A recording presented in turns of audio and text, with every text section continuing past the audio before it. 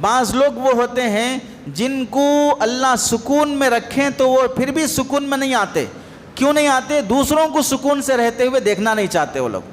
ان کو سکون کب ملتا؟ جب دوسروں کو بے چین کریں گے تب ان کو سکون ملے گا. یہ پیٹ بھر کے کھائے ہوں تو بھی ان کا پیٹ نہیں بھرتا. دوسرے کا لقمہ چھین لیں گے چاہے وہ کھائیں یا نہ کھائیں تب ان کا پیٹ بھرے گا. بعض لوگوں کی ایسی غلیظ عادت رہتی ہے کہ وہ چاہے مست ہوں پھر بھی دوسرے کو مست دیکھنا نہیں چاہتے ہیں. دوسرا اگر کوئی اچھی حالت میں نظر آ گیا تو ان کے پیٹ میں مروڑ پیدا ہونا شروع ہو جاتا ہے. مکے کے کافروں کی یہی عادت تھی.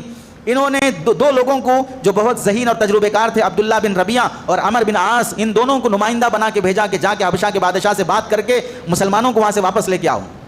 جب حبشہ کے بادشاہ کے پاس پہنچے، دربار میں بلایا گیا. ہدیے، تحفے، چمڑے کا، سونے کا کئی تحفے لے کر رشوت کے طور پر بادشاہ کو دینے کے لیے پہنچے. بادشاہ کے دربار میں حضرت جعفر طیار رضی اللہ تعالیٰ عنہ اور صحابہ اکرام کو بلایا گیا. اس موقع پر کہا کہ یہ ہمارا شہر ملک چھوڑ کے آ گئے ہیں، انہیں ہمارے ملک میں واپس کیا جائے. تو حضرت جعفر رضی اللہ تعالیٰ عنہ بڑی حکمت اور دانائی کے ساتھ بادشاہ کے سامنے جو باتیں پیش کی ہیں، نمبر ایک بات یہ کہی، ان لوگوں سے پوچھو جو ہمیں واپس لے جانے کے لیے آئے ہیں، کیا ہم لوگ ان کے غلام ہیں جو بھاگ کر آ گئے، اس واسطے بھگوڑے غلام کو پکڑ کر واپس لے جانا چاہتے ہیں؟ ان سے پوچھیے کیوں ہمیں لے جانا چاہ رہے ہیں. تو بادشاہ نے پوچھا کیا یہ لوگ غلام ہیں؟ تو انہوں نے کہا نہیں غلام نہیں ہیں، آزاد ہیں.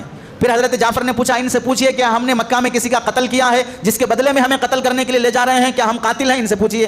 تو ان سے پوچھا نہیں قتل بھی نہیں کیا ہے. پھر حضرت جعفر نے پوچھا ان سے پوچھیے کیا ہم نے کسی کا مال لوٹ کے لا لیے ہیں جس کی وجہ سے ہمیں سزا دینے کے طور پر واپس لے جایا جا رہا ہے؟ کسی کا مال بھی لوٹ کے نہیں لائے. تو حضرت جعفر نے پوچھا جب ہم نے نہ کسی کا مال لوٹا، نہ کسی کی جان لی، نہ کسی کا ہم نے کسی کے غلام ہیں، تو پھر کیوں لے جانا چاہتے ہیں؟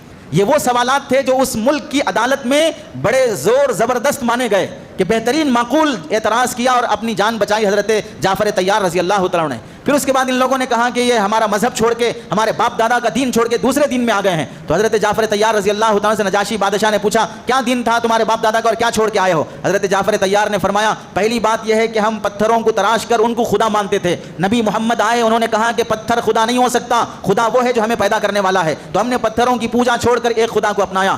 یہ ہمارا قصور ہے.